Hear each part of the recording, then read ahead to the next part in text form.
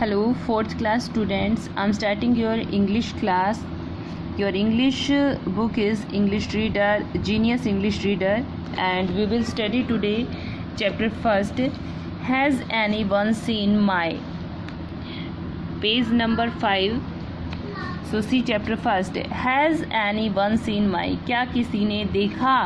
जब हमारी कोई चीज़ खो जाती है तो हम ऐसे ही पूछते हैं ना कि किसी ने मेरा ये मेरा सामान देखा है क्या, है ना। तो ये एक पोयम है।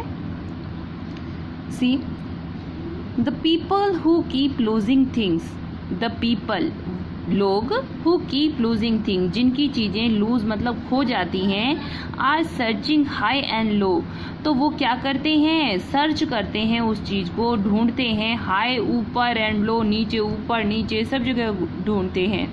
दे poke and peer, we left it here but no one seems to know, वो कहते हैं कि अरे मैंने इसको यहीं तो रखा था, किसी ने तो देखा होगा, लेकिन सब कहते हैं कि नहीं, हम में से इसे किसी ने भी नहीं देखा। जब हमारी कोई चीज़ हो जाती है तो बार बार ऐसा लगता है ना कि अरे यहीं तो थी, यहाँ रखी थी मैंने, ऐसा बार बार ध्यान में आता है ना।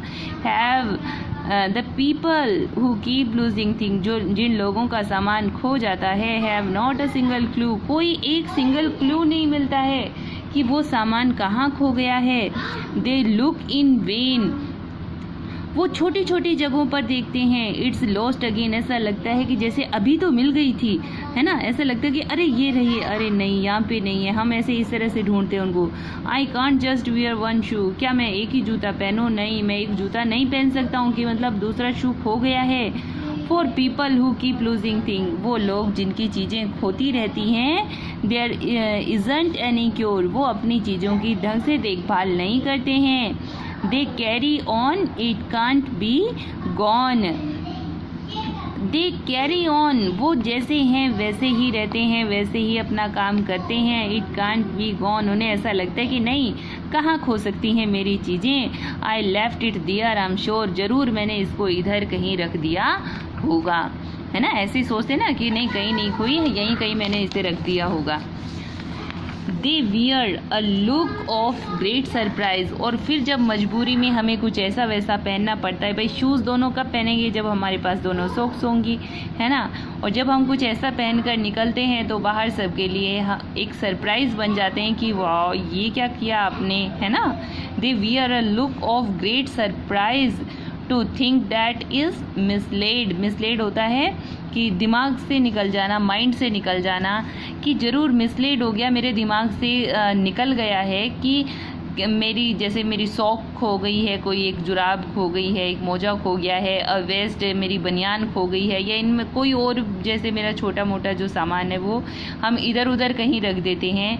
आज स्टोलन, लॉस्ट और स्ट्रेड, ये चोरी हो गई, खो गई और स्ट्रेड, या फिर कहाँ चली गई। हम लोग अक्सर जब हमारा कोई सामान खो जाता है, मिलता नहीं है, तो हम इसी तरह से बोलते हैं कि भाई कहीं खो गई, कि किसी ने चुरा ली, या फिर कहीं चली गई वो उठ करके, है ना, इसी तरह से बोलते हैं ना।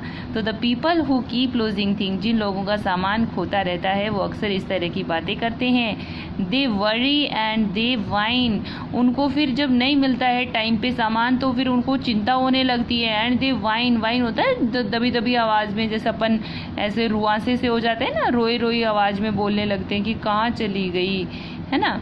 तो दे कांट थिंक वेयर, उन्हें समझ में नहीं आता है कि कहाँ रख दिया उन्होंने। बट मोस्ट अनफेयर, लेकिन ये बिल्कुल ठीक नहीं है। दे गो एंड बोरो माइन, और फिर दूसरों का सामान मांगने के लिए उन्हें जाना पड़ता है कि प्लीज़ मुझे तुम्हारा ये सामान दे दो। तो इस पोएम का मीन ये है, इससे कंक्लूजन ये निकलता है कि हम लोगों को अपने सामान की देखभाल करनी चाहिए, उनको सही जगह पर रखना चाहिए। ये पोएम मैक्स फेचर ने राइट की है। तो आप लोगों को आज होमवर्क में क्या करना है, आपको आज होमवर्क में इस पोएम को अपनी फेयर नोटबुक में राइट करना है और इसको अच्छे से रीड करना है। कल मैं करवाऊंगी इस पोएम से रिलेटेड कुछ हार्ड वर्ड्स। ओके स्टूडेंट्स, सो अच्छी कर्सिव राइटिंग में आप लोग पहले डेट मेंशन करना, उसके बाद में चैप्टर फर्स्ट, चैप्टर का नेम, और फिर कर्सिव राइटिंग में ये पूरी पोएम राइट करना, इसको अच्छे से रीड करना, समझना। ओके स्टूडेंट्स, और ऐसी कोई ऐसा इंसिडेंट याद करना तब आपका कुछ खो गया था और वो मिल ही नहीं रहा था। ठीक है। So thank you, bye, have a nice day.